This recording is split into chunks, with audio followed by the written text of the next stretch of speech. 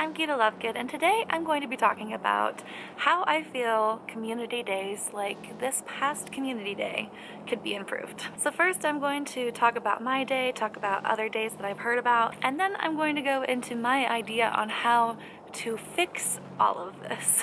So this most recent community day for Wizards Unite had to be one of the most exciting, but also the most frustrating community days I've ever experienced. Here in Denver, we have had a little bit of trouble getting a lot of people together just because, you know, we're in a city, everybody's so spread apart, and you don't necessarily have to all go to just like the same area to find a good area to play at.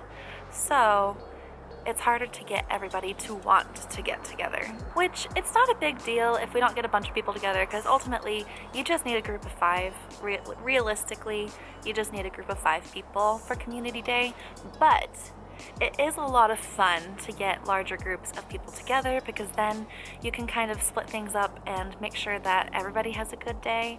So for Denver, it was very exciting because at our sponsored mall, Colorado Mills, we ended up gathering 62 people together in total. Some people did leave early, some people did arrive late, but in total, we got 62 people. Here in Denver, the only time I've ever seen 62 people playing an AR game was with Pokemon Go when raids dropped, and in Pokemon Go when trainer tips came to town. So, you know, very rare instances when everybody would gather in the same spot. So this felt very, very special and very community gathering oriented. So I loved that. We had 20 players finish Dark 5 for the first time. We had 9 or more players do their first group battle, so more than just one other person that they were playing with. We had 5 or more people finish their Battle with 3 or more players SOS task, and then we had at least one person get 100 red books. Now this was because this was a very, very new player to the game, but people didn't leave him behind. We had a few dedicated helpers that helped them actually finish the task. They were able to beat the community day tasks and beat Forest 5 when they are probably very, very low on their profession level. I want to say we had 3 or 4 groups grinding at Dark 5 for the majority of the time, and most of us would finish with 3 to 5 minutes left on our time. The ones that had 5 minutes left, we were getting a lot of elites. But overall, we had a lot of people here in Denver say that they were really happy that they finally made it out to a meetup, and they're going to try to make more of an effort to make it to future ones, just because of how much fun it is to get so many people together that love the same game and are passionate and like just having fun together. It's a whole other experience. So I'm really, really happy that we finally got so many people together in Denver. Sadly, I was one of the accounts that was having trouble. I have had a few people on Twitter tell me that they had the same problems. I don't think too many people in Denver were experiencing the same problems. So I was in one of those Dark 5 grind groups, and unfortunately, on 4 different occasions, I was booted from the battle. The first time I experienced the bug, I was able to do the trick where you really, really quickly force reclose and reopen, and it put me back in. But after that, my phone was bugging out so badly that it wasn't even just like there was a pop-up message. The pop-up message was like glitching in and out really, really, really, really fast, and going from like message to black screen to message to black screen. It was like really freaking out. Mind you, I had full reception and it was telling me I had internet connection problems. So I'm just really confused. And the frustrating thing was, not only did I lose 4 level 5 runestones, not only did I lose 10,000 potential challenge XP, my teammates were screwed over. My teammates were left without a Magizoologist, and a few times it was before I had gotten the bravery charm down, so they had to take my Magizoology elites when none of them were proficient. And there was one of those where they literally finished with 2 seconds left on the timer.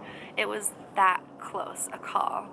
So it was like, it felt very frustrating, and I was blaming myself. Like, it was my fault that my account had gotten booted, even though I know it wasn't. I was just still like feeling very guilty.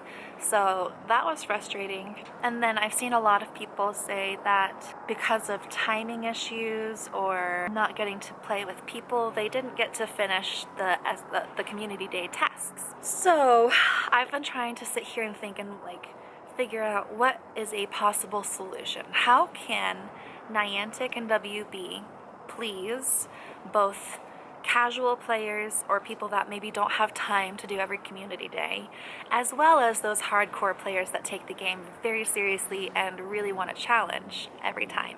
So, Niantic and WB, I hope you're listening, because this is an amazing idea.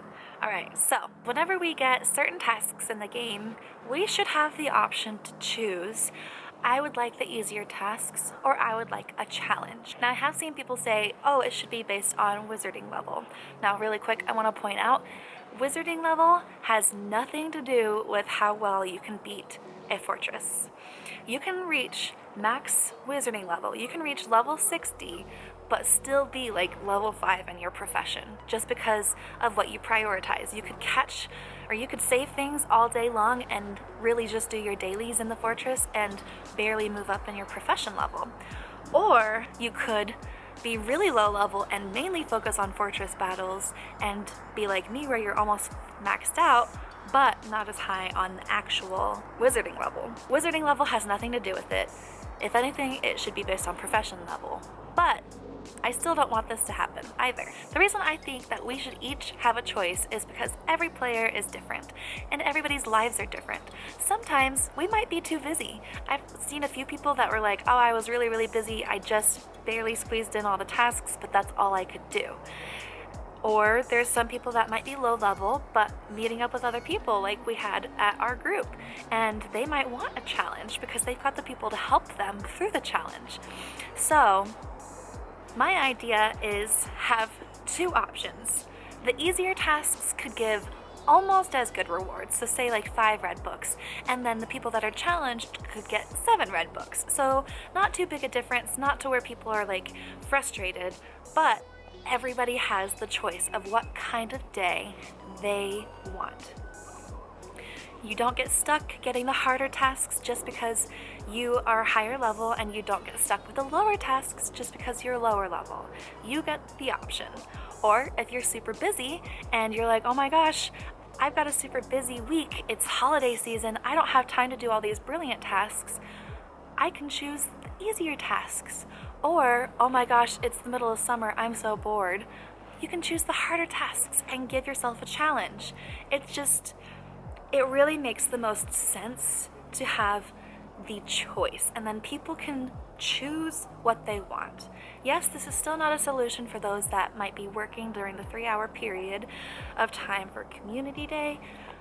That one is going to be hard to work around. I don't necessarily agree with people saying let's start it whenever you want, because it's harder to get a community together when people can just do it whenever they want. Like, I don't feel like we would have gotten 60 people together on community day if people could have just started it whenever. But because it was in that 3-hour period and only on the one day, a lot of people made a point to set it aside, to make it into their schedules, to drive there, to meet up, to take the time. It was beautiful. So I don't necessarily agree with choosing whenever to start your community day, just because that takes away from the community part of it. But I feel like with this, if you happen to be busier, if you happen to be rural and without people to play, if you happen to be solo player and don't feel like you can do it, you can choose the easier tasks. Or you can give yourself a fun challenge. All up to you. So please, Niantic and WB, I'm crying because it's windy. Please, please, please, WB and Niantic, consider this. See if it's even possible to do in your programming. And I honestly feel like this is the solution for you. Like, I feel like this is going to be the solution for brilliant events. This is the solution for community day tasks. whatever you want to do. You could do 2 options and then still please newcomers. They won't have a challenge, but those that play all the time and want to be hardcore can have that option too. So it's a win-win for everybody, right?